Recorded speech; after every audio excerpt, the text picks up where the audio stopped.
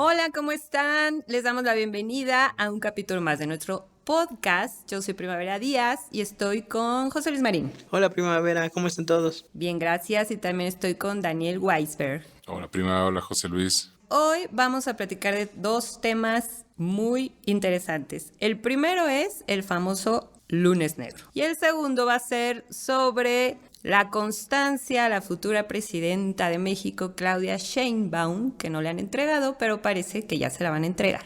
Y no se vayan, porque esto se va a poner bueno.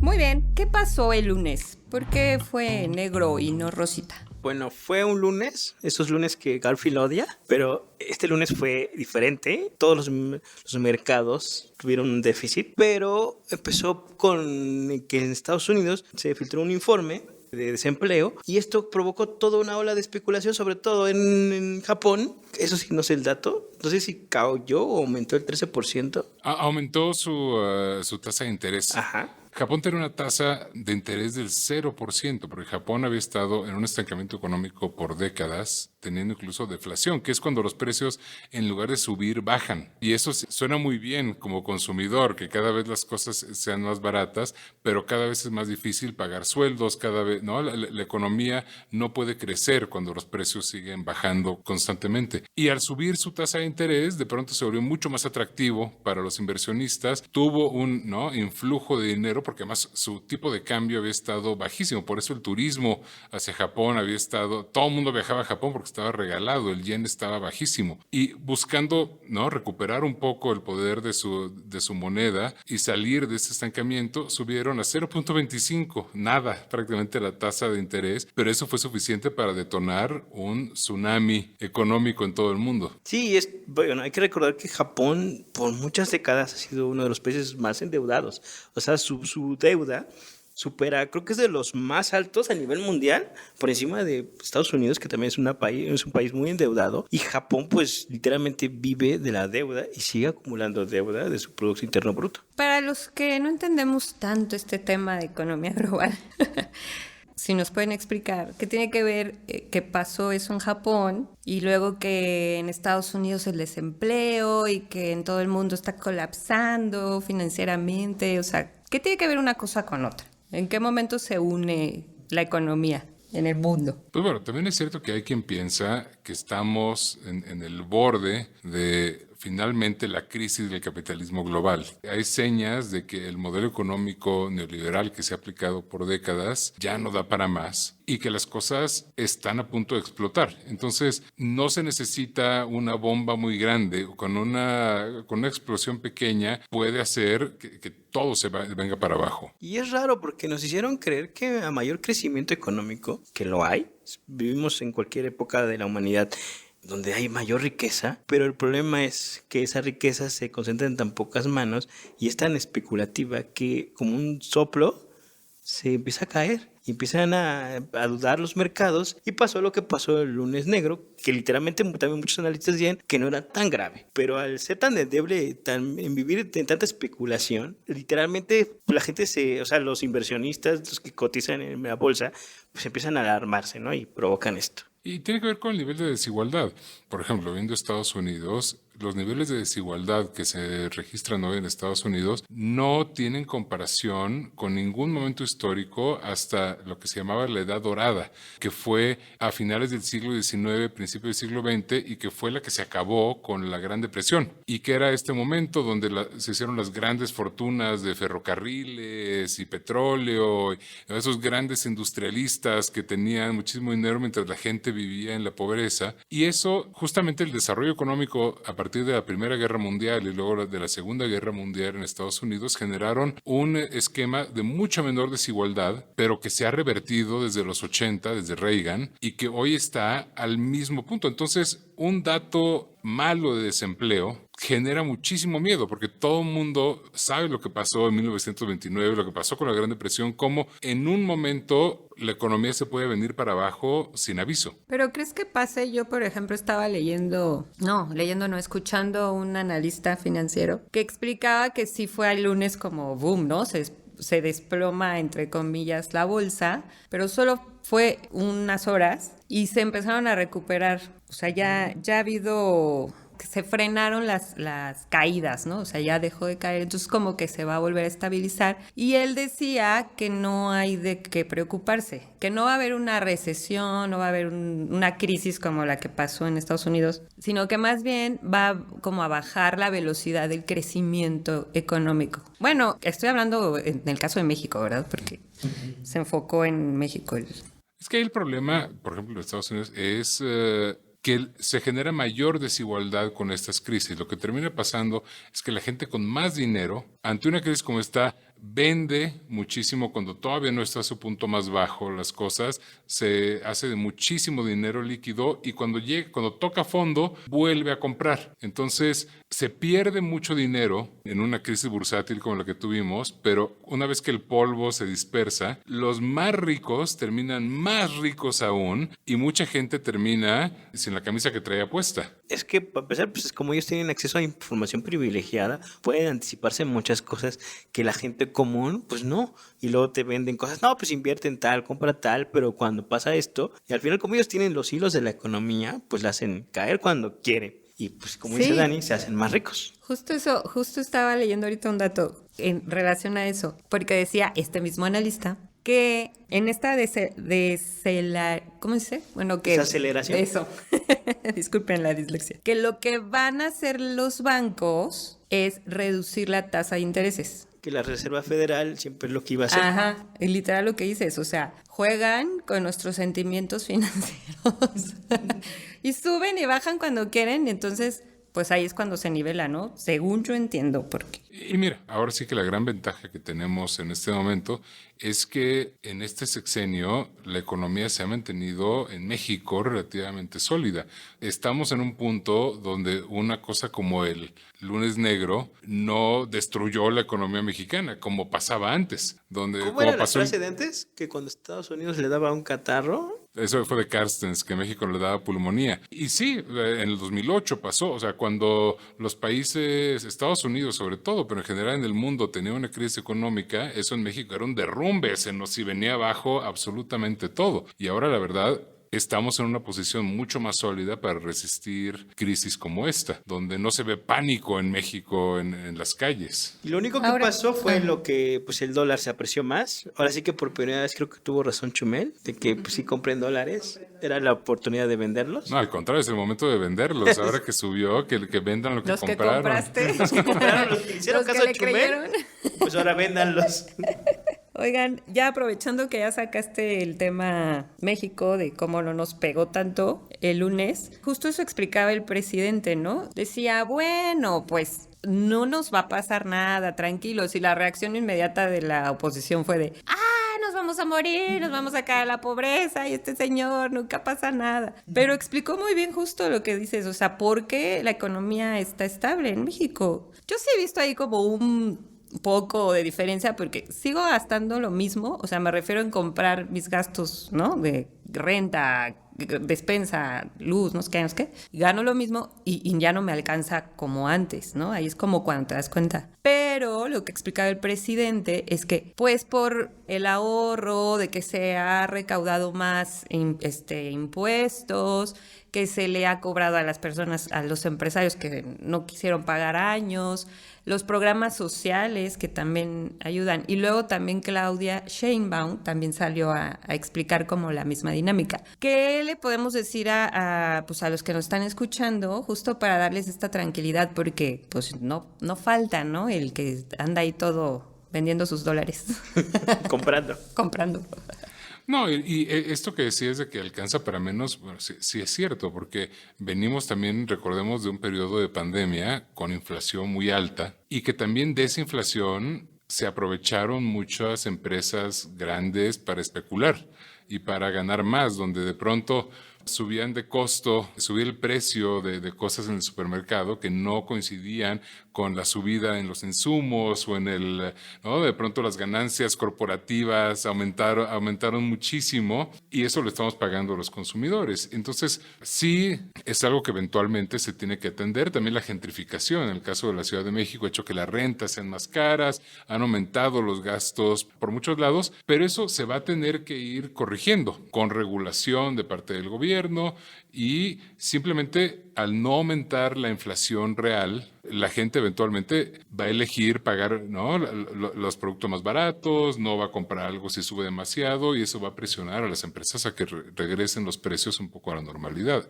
Eso sería lo ideal. Y también el hecho de que no haya afectado tanto el lunes negro a México es que ya no es oportunidad para especuleros. De que ahora nuestra economía está respaldada, a diferencia de otros sexenios, por cosas reales, como digo, la cuestión de recuperar la soberanía energética. O sea, ese es un respaldo para la economía. También en las obras como el Tren Maya, prioritarias, que son, exacto, obras prioritarias y estratégicas, que son los que nos dan como, digo, es un poco de los ejemplos que nos dan como solidez como economía. Entonces ya no nos afecta tanto los factores externos, a diferencia de otros sexenios. Esperemos y parece que eso va a mejorar todavía más, porque ahorita esa solidez es, digo, en gran parte real, pero también en parte simbólica, porque hay cosas que apenas están empezando. La refinería de Dos Bocas acaba de empezar a producir al 100%, los polos industriales del tren interoceánico apenas están empezando, el Tren Maya apenas está terminando.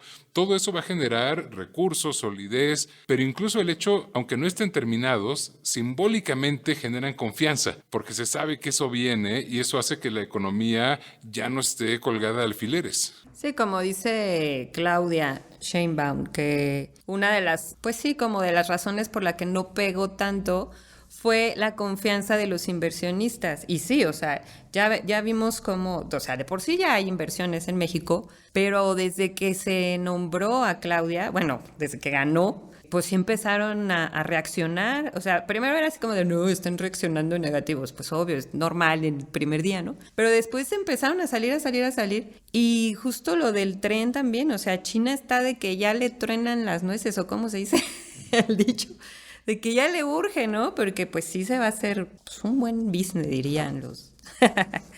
Oigan, pues hablando de Claudia Sheinbaum y de nuevos procesos, vamos a hablar ahora sobre pues la transición que va muy, muy de la mano con lo que estamos hablando ahorita de economía. Bueno, no solo de economía, pero pues es algo con lo que, le va a llegar Claudia Sheinbaum con este temita, ¿no? Del lunes negro y el miedo de la estabilidad económica que ya nos están demostrando que no. Porque incluso en el mundo, ¿no? Están diciendo, no, tranquilos, aquí no y aquí sí, no sé qué. Me decían que en Perú también la moneda pues como que le ayudó en vez de perjudicarle. Entonces es como cada país tiene sus ondas, ¿no? Pero pues, ¿cómo ven? O sea, ¿cómo ven este proceso? ¿Cómo ven los tiempos? Pues ya se pasaron un poquito, ¿no? Porque al presidente se la dieron el 8, ¿no? A mí se me hizo larguísimo esto de estar esperando. O sea, después del triunfo arrollador, ahora es como que no,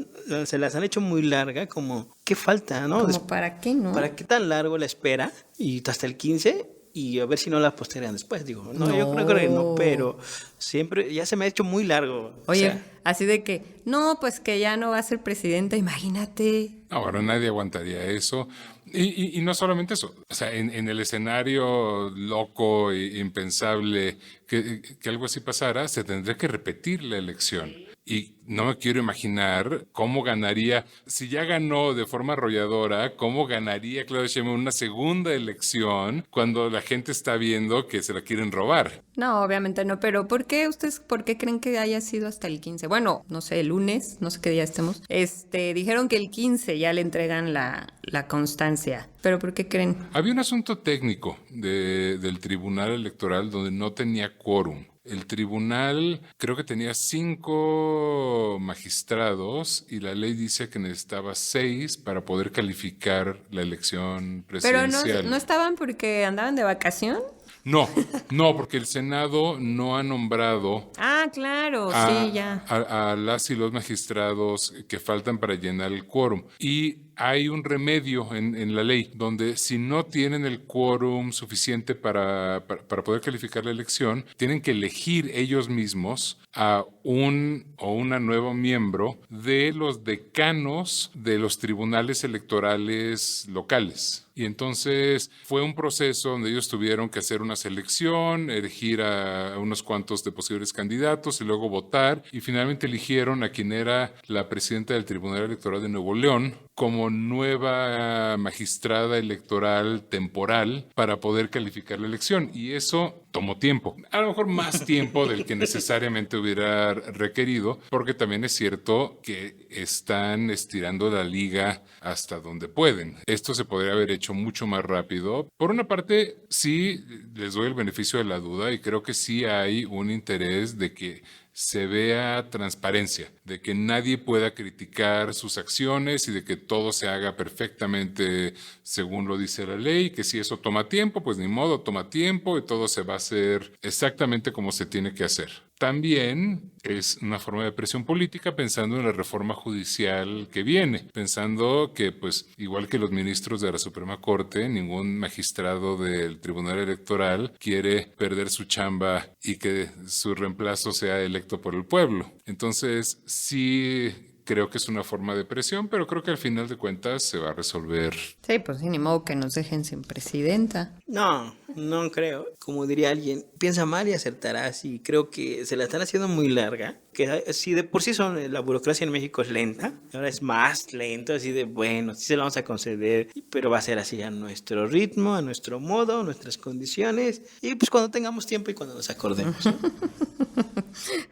Y creo que es lo mismo con el asunto de la supuesta sobrerepresentación que dice la oposición. Al final, la ley es muy clara, no hay forma de que cambien la asignación de plurinominales porque ahí está en blanco y negro y no hay forma de malinterpretarlo. Pero le pueden hacer el juego a la oposición y a los medios que están criticando, porque mientras más se tardan, los medios pueden sacar notas de qué está pasando, será que están pensando en cambiar las asignaciones. Y es una forma de mantener la presión frente al gobierno, de nuevo, creo, pensando en la reforma judicial. Y tal vez, ¿no crees que está esperando también factores externos? No sé, esperando un milagro que los gringos hagan algo. Ay, ¿pero qué va a hacer los gringos? No sé, pues tal vez, como no sé, hay una llamita de esperanza ahí por lo que está pasando ahorita con la elección en Estados Unidos, por dónde va el aire, por dónde los guía el viento. Nah, yo no creo. Pero a ver, regresando a lo de la sobrerepresentación, la ley dice que la Cámara de Diputados tiene 500 curules, ¿no? De estos 500, 300 se eligen por votación. Y el resto, que serían los 200 representantes, son los pluris. Y ahí es donde está el rollo, ¿no? O sea, de que no, porque... Pero lo que yo medio entiendo es que lo que ahora está alegando la oposición, que dice, no, porque es por coalición, ¿no? ¿Quieren que sea por coalición que se cuenten o por partido? Es que se reformó la ley, la ley electoral. Y lo que dice hoy la Constitución y la ley electoral es que esos 200 diputados se dividen de acuerdo a la proporción de votos que haya obtenido cada partido que estuvo en la contienda. Entonces, si Morena sacó 45% de la votación, se lleva 45% de los curules. Y lo que están diciendo la oposición es que eso hace que la coalición, sigamos haciendo historia, tenga demasiados diputados porque a cada partido se le están asignando de acuerdo a su votación y que debería asignarse de acuerdo a la proporción que sacó toda la coalición. Y se le debería asignar solamente ese porcentaje a la coalición y no a cada partido.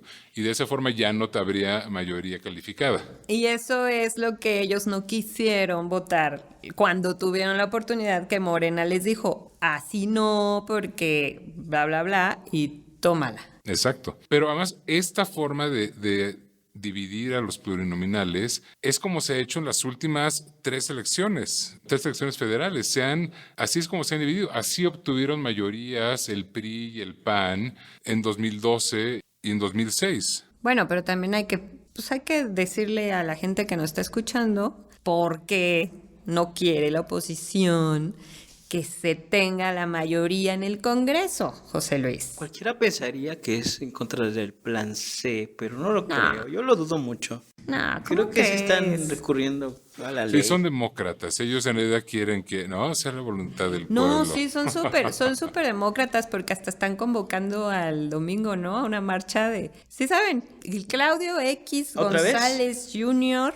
está convocando una marcha el domingo en Reforma para este tema. Dijo Claudia Sheinbaum en conferencia, pues están en su derecho, ¿no? O sea, aquí nadie les va a limitar su libertad de expresión, marchen, hagan, griten, pataleen, pero no estamos de acuerdo. Y es absurdo, porque después de tantos gritos de la ley es la ley y el INE no se toca, ahora resulta que la ley no es la ley, que, ¿no? Que hay que repensarla e interpretar lo que se imaginaban los legisladores cuando lo escribieron y no el texto de la ley. La ley es muy clara, ahí no hay nada que hacer. Y si quería copiar lo de plantarse en Reforma, creo que se tardó mucho, ¿no? Pero, a ver, la ley es la ley, obviamente aquí somos personas que siguen la ley, pero sí está bien, ¿no? O sea, no se están pasando de lanza, pues. No, o sea, siguiendo la ley exactamente como dice en la Constitución y en la ley electoral, le tocan a cada partido proporcionalmente los diputados de acuerdo a su nivel de votación. Y esos números, si tú los haces, generan mayoría calificada en la Cámara de Diputados y casi mayoría calificada en el Senado. Y no hay nada más que hacer. O sea, pueden tardarse, pueden presionar, pueden hacer el teatro que quieran, pero al final no pueden violar la ley. No, y aparte el 1 de septiembre ya tiene que estar la nueva Cámara integrada, o sea que ya, o sea, sí, pero y que el jueves, ¿qué día cae 15? El jueves, ¿no? Que es el día que le entregan la constancia. Ese día va a ser una sesión al tribunal, perdón, donde van a discutir lo de la constancia, así como puro protocolo, ¿no? De que, sí, ya pasó, toma tu calificación, estás exenta. Y le van a dar su constancia. Pero este mismo día también van a hablarlo de esta onda de las diputaciones. Entonces, pues también se espera que sí ya, ¿no? O sea, que ya digan, sí ya. Y porque el 1 de septiembre ya tiene que estar la nueva Cámara integrada. Sí, se espera que de nuevo respeten la ley, porque cualquier decisión que no sea mantener la forma en que se han asignado las diputaciones ya por más de una década es violatorio de la Constitución. Digo, ellos ya han demostrado que a los jueces luego no les importa violar la Constitución, pero pues sería muy preocupante. Pero ¿cómo? ¿Qué tendrían que hacer para que no? Pues a través del tribunal, ¿verdad? Es que el problema es que las decisiones del tribunal son inatacables. Si el tribunal dice, la ley dice 3, pero yo me imagino que la ley dice 5, así que son 5, eso es inatacable. No hay nadie más a quien se pueda recurrir, aunque estén obviamente violando la ley y la Constitución. En realidad es el problema, porque se supone que vivimos una democracia. El pueblo votó, eligió. Ahora todo depende del tribunal, si se lo concede al pueblo o no, o a los partidos del PRI y el PAN PRD. Terminamos otra vez en la reforma del Poder Judicial. Es que no manchen, ¿qué onda? Todo lo que pasa en este país, feo, malo, injusto, pues viene del Poder Judicial, ¿no?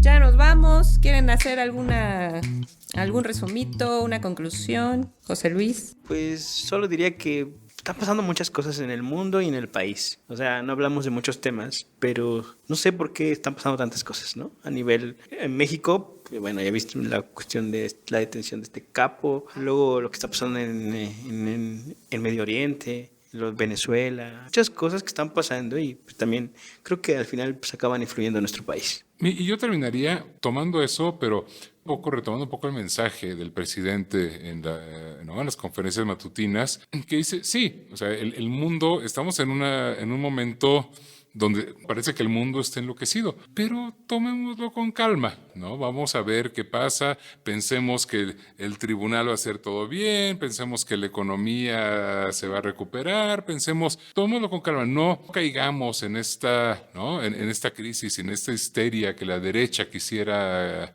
provocar y quisiera que todos nos pusiéramos como locos justo antes del momento de la transición presidencial. Creo que al contrario, es momento de dar un paso atrás, de sentarnos, de ver que las cosas, pues sí, están medio locas, pero que no nos están afectando de forma tan inmediata y tan radical y que podemos estar tranquilos. Porque amor con amor sepa. Y además, creo que con pero- todo eso que está pasando se está poniendo bueno.